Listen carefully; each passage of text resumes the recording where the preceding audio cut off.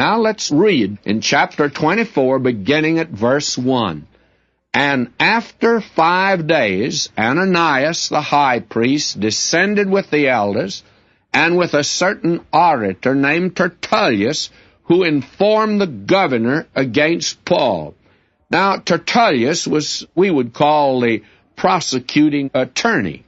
He was a clever and well-prepared man, and the charge he brought was very well prepared, too, by the way. It was brief, it was terse, and it was to the point. Notice the method that he used. And let me read verse 2. And when he was called forth, Tertullus began to accuse him. That is, began to accuse Paul, saying, now notice his approach, though, his introduction. Seeing that by thee we enjoy great quietness, and that very worthy deeds are done unto this nation by thy providence. Now, you notice what he did. He began with the flattery of Felix, which, by the way, had nothing in the world to do with the charge at all. I think he did the best he could with the charges that he had. Now, listen to him. We accepted always and in all places, most noble Felix, with all thankfulness. Believe me, he's really buttering up the governor, is he not? Now notice verse 4 here. Notwithstanding that I be not further tedious unto thee, I pray thee that thou wouldst hear us of thy clemency a few words. For we have found this man a pestilent fellow. That's one way of speaking of Paul, is it not?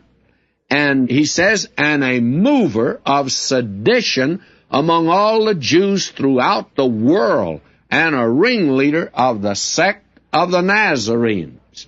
Now, having begun with flattery, he's surely not flattering Paul the apostle. And may I say to you, he calls him a mover of sedition. He couldn't prove that, of course.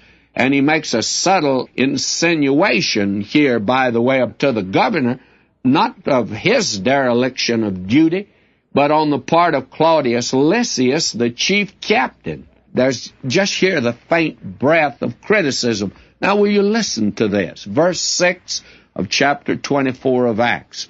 Who also hath gone about to profane the temple, whom we took, and would have judged according to our law. But the chief captain, Lysias, came upon us, and with great violence took him away out of our hands. You see, he should have let us handle the case. And notice this, commanding his accusers to come unto thee, by examining of whom thyself mayest take knowledge of all these things whereof we accuse him. And the Jews also assented, saying that these things were so. That is, the religious rulers that came down. Now, this is the charge that he makes against Paul.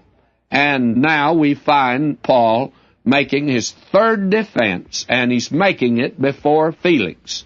And later on, we'll see him make his defense not only before him, but before Festus, and then before King Agrippa.